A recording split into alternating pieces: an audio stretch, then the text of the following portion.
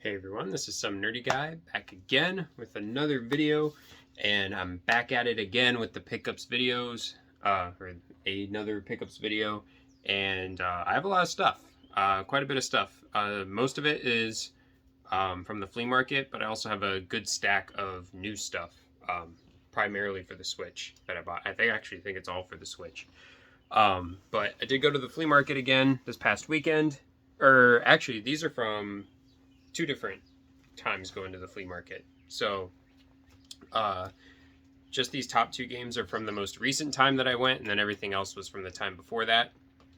And some of these were in my PlayStation 2 collection video because I filmed that right after I went there, so I just threw them in because I didn't want to have to add them on later. But I actually did end up adding on another game after going this past weekend, but that's okay. So the first game is one that I've kind of wanted for a while. You can see the cartridge right there. It was a Super Nintendo game that I didn't have just because, you know, it's a Mario game technically, so it's a bit on the pricier side. But I ended up finding it for only 15 bucks, and that is Yoshi's Island, Super Mario World 2. Right? Yeah, it's the second one, technically. I've always loved that cover art. I can't remember what that enemy is called. I just like how he looks. He looks like the little monster from Monsters, Inc. that bites Mike Wazowski's hand. It kind of reminds me of that. But, yeah. So, really happy to have that. That's definitely a game I'd like to have complete in box someday. I don't think it'll ever happen. But, if it does, it'd be really cool. And then, I got 18-Wheeler. Now, you're probably thinking, this is stupid, why would you buy this? Well, I played it in the arcade a couple times before. I can't remember exactly which arcade. It probably was like Chuck E. Cheese or something like that. But I was just remember it being like a fun, goofy little game. You have to just try to get from point A to point B, and you just wreck stuff. And you can either do first person point of view or third person, which most driving games you can do that. But when you had like a steering wheel, it was kind of cool to be in like first person and stuff like that. So there's that one. All of these all came from the same person, surprisingly. But he was that day. This was from the last week that I went, and or the time before this most recent time. I'm sure you understand. But anyways, he was the only table that really had any games, like at all, and he had them all pretty decently priced. So I couldn't really complain. So I just spent all the money, all the cash that I took out, I just spent at his table. So I got some pretty good stuff. So I got the Ratatouille game for the PS3, which this game, I don't really know if it's that great or not, but it's gone up in value quite a bit. And he actually threw this in for free for me buying the first stack. Because I like bought a couple, would walk around, didn't really find anything. So I'd go back to his table and then walk around again for a while. Found like a couple other things that weren't game related. And then went back to his table again. So like this was the first time and he threw this in for free. So that was really cool of him. It is complete. Has the manual, all that good stuff. So there's that. These I got just solely based off of who they're made by, and just the art style looks kind of cool. It's like very anime-esque, and some of the characters you can see on like the back cover, at least the second game. But that is Super Swing Golf on the Wii. I'm not really much of a golf person, but if it's got anime characters in it, then you know I'll at least give it a shot. So there's that one. But then it's made by Tecmo. So here's the second game. I got both of them, and on the back of this one you can play as Mighty Bomb Jack there, and then Ryu from Ninja Gaiden. I'm pretty sure they're just costumes, probably not actual characters that you can play as, but still cool nonetheless. I think it's pretty cool. And then you could play as one of the football players from Tecmo Bowl. I just now noticed that. So that's pretty cool. I like that. Just like little nods like that. These two games, a lot of people will probably be surprised that these aren't already in my collection, but they're not. I don't really have a reason why, because I remember playing them as a kid, but I played them at like either my cousin's house or I would rent it. I never actually owned it. And that is Super Monkey Ball 1 and Super Monkey Ball 2. And each of these were only 10 bucks. And these games have gone up, not like significantly, but they're each like $30 games now, I believe. So for getting them for half that, or more than half, like less than half of that, is fine by me. And they're both Black Label ones. A lot of the ones I see online are Player's Choice and whatnot, so it's really cool that I got both Black Label ones. The only issue, I guess, would be that the first game has no manual, but that's okay. I can find a manual pretty easily, I'm sure. So very happy with these. I've been wanting these for a very long time. Another one I've been wanting for a very long time, SSX On Tour. If you couldn't guess the reason why I would want these, there it is. I do like SSX. The one I had as a kid was SSX Tricky, and my neighbors and I played that all the time when we were little, and I never really played any of the other ones after that. But this one is definitely one I wanted to give a try because it has Mario and Luigi and Peach in it, so now I can do that. So, very cool. And this one is complete. Another GameCube game. I have this on PS2, but I solely remember renting this for GameCube as a kid because that's all I had. But the PS2 version's way cheaper. Not that, like with Monkey Ball and stuff, it's not like it's a super expensive game, but this is the more expensive version of it. That's PacMan World 2.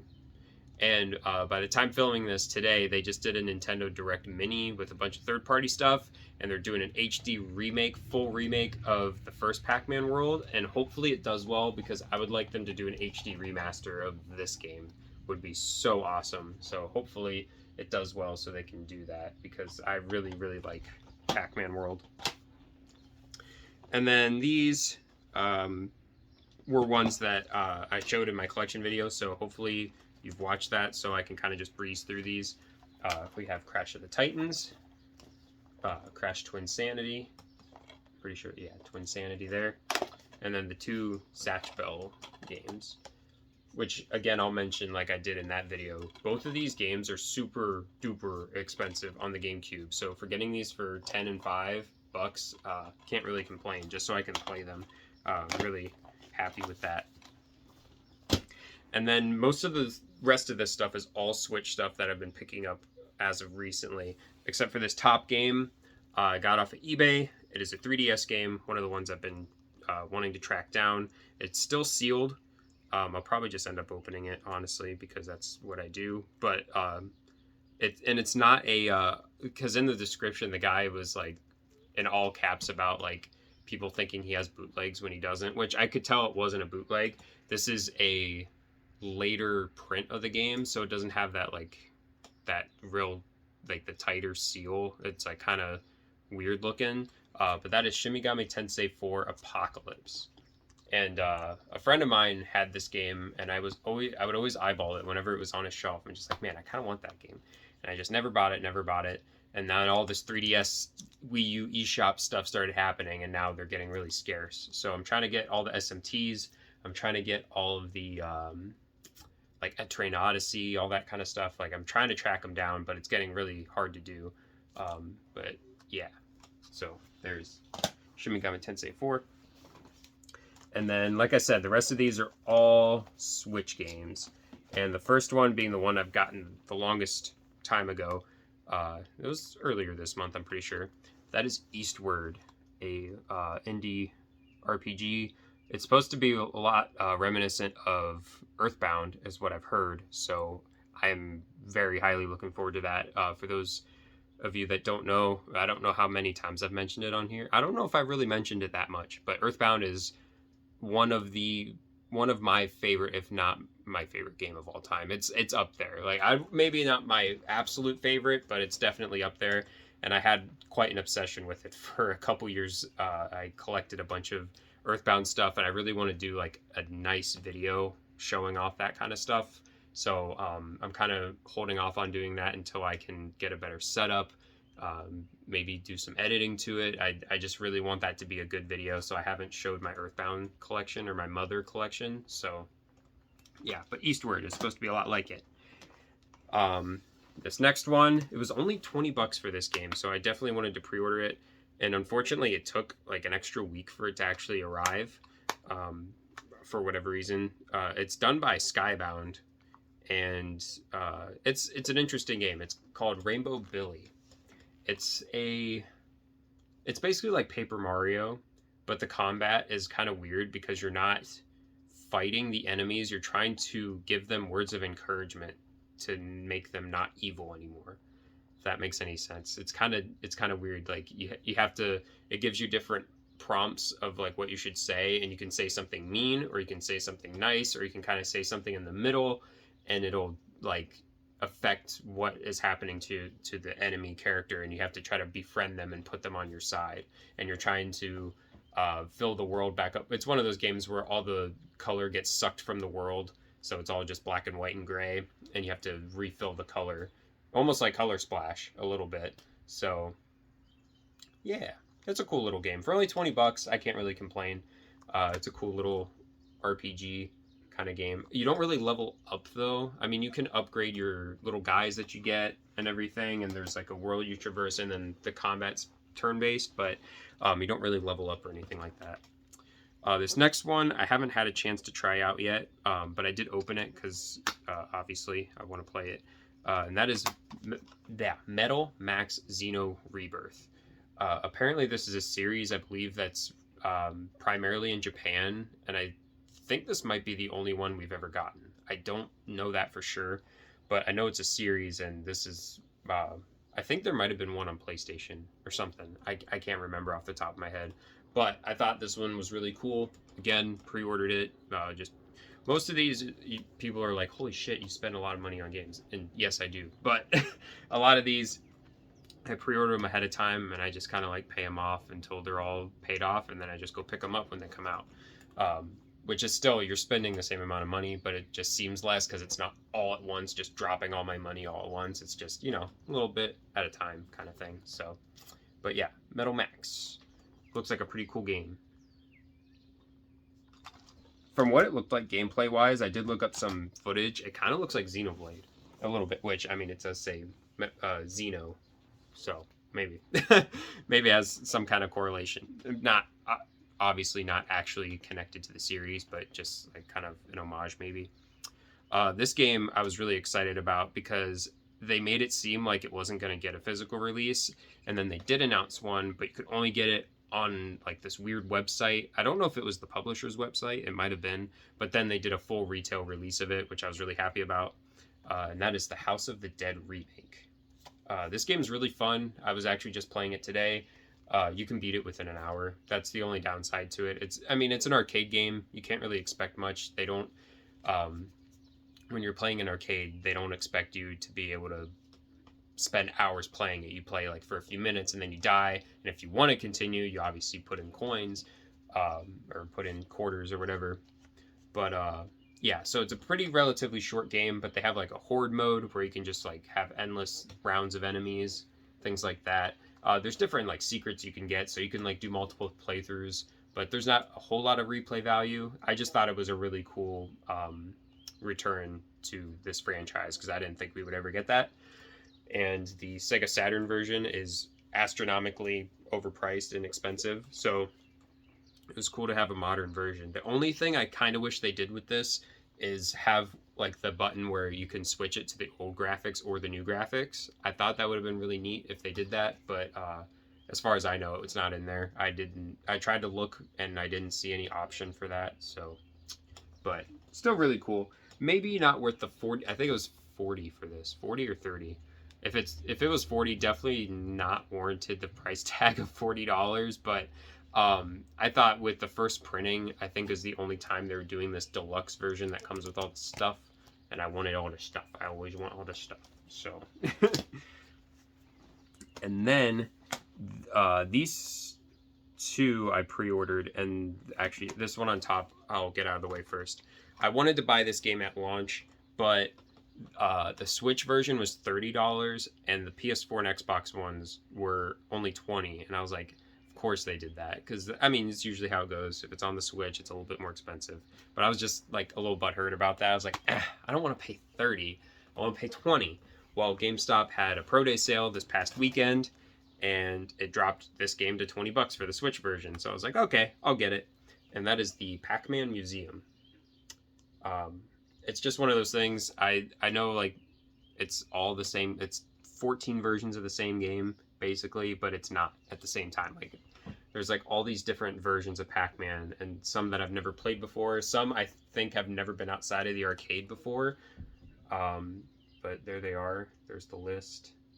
I don't know. I thought it was a really cool idea, and I love Pac-Man.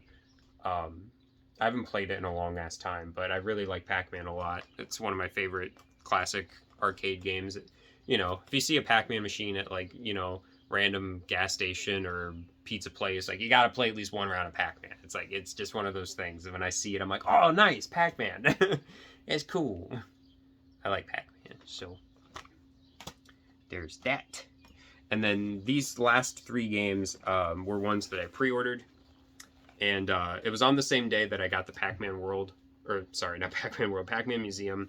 I was picking up these 3 things, and then I saw that they had the Pac-Man game, so I got all 4 of these games on the same day, so I looked like a freaking crazy person. This first one is a remake of a game that I've always wanted to play, and I've never had a physical copy of it for any of the retro consoles. So I was really excited that they did not even a remaster really, just kind of like a port.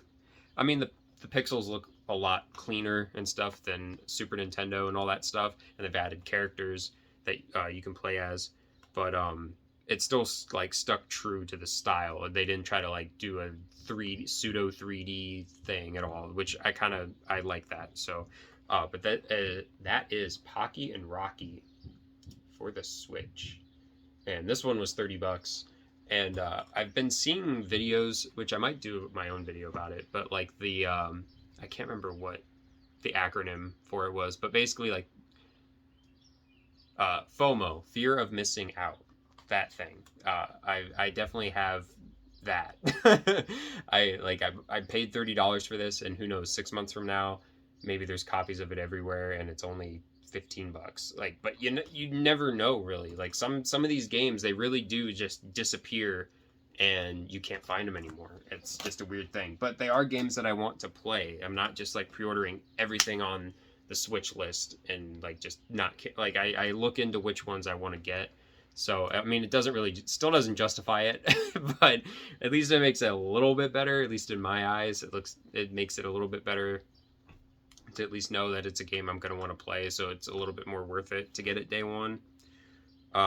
This one, I'm pretty sure will go down in price, this next one, but for pre-ordering it, you got some extra goodies, and that is the Capcom Fighting Collection. Now, I've said it before, and I'll say it again, I suck at fighting games. I suck ass at fighting games, but I really do enjoy them. I like messing around in them and like trying out different characters and having 10 different games, and I can, you know, just mess around, and there's like all these different characters and different play styles and all that stuff. I mean, they're all Capcom fighting games, so they're relatively similar, but this one in particular that's on the front here, I can't remember what the Japanese name of it is, but it's called Red Earth with the lion here. I was playing that earlier, and it's like somewhat of an RPG. You pick a character, and as you fight, you can level up and you gain abilities and stuff like that. And I was like, oh, that's cool. I like that. But the one I was most excited for was on this one right here, Cyberbots. This was a game I think that never left Japan, as far as I know, because I remember wanting to get it for my Sega Saturn, and they had like this cool little box set for it, and it was only in Japanese, and I was like, but I still want it because it looks really cool. Well, I technically don't need it now because it's in this collection, but maybe someday I'll still try to find it for a good price. But yeah, I suck at fighting games, but I still like playing them, and this is a cool way to play 10 different cool ass fighting games. All the Dark Stalkers, jeez, can't talk. Dark Stalkers games are all on here as well, and there's only been a couple physical releases of those in the US. I think on the PlayStation and maybe the Dreamcast or something, but they're really, really hard to come by. So it's nice to have them all in just one package. You just pop it in, pick which one you want to play. It's really awesome. And then, last, but certainly not least, is the biggest boy out of all of them, and that is AI, the Somnium Files, Nirvana Initiative. I got the big box version of it. I pre-ordered this a while ago. I just, sometimes when I go into GameStop, I'll just look at the pre-order list, see what's up there. And this was one of the only games that had a collector's edition coming out for it. So I was like, I know what kind of game it is. I know it's a visual novel, Spike Chunsoft, in the same vein of like Danganronpa. I know the first game got really popular and has gone up quite a bit in value, for, at least for the Switch version. And luckily for this game, you don't, from what my friend told me, because he's really into these games, you don't necessarily have to play the first one to understand what's going on in this game. So that is really cool. This one, it comes with like the usual. It comes with like probably art book, soundtrack, probably some DLC, but it comes with a statue of one of the characters. This anime girl character. So obviously it's for the plot of the game and nothing else. But yeah, it's a cool little collector's edition. Like I said, I had this pre-ordered a while ago, so I was just like paying it off as I would keep making visits at GameStop and stuff like that. Because I think this was like $120, but worth it. Because let me tell you, this is probably the only one that was in my area, because I was the only one that pre-ordered it, and I almost can guarantee nobody else in my area pre-ordered this. So I'm very lucky and very happy to have that. So I believe that is everything. So another 20-minute video. But yeah, that's everything that I've picked up over the past couple weeks. And obviously going to be getting more freaking Monster Hunter. The Sunbreak, that comes out. I have the collector's edition for that coming. Some limited run stuff. I've kind of been sitting on a couple things, waiting for one thing in particular that's supposed to be shipping soon. Cross my fingers it actually is, and they're not just saying that just to get people to calm down about it. But if it is, I'm going to wait it out and wait to make that video until it comes. So look forward to that, I guess, if you like the limited run stuff. And yeah, I might do like another collection video or something pretty soon.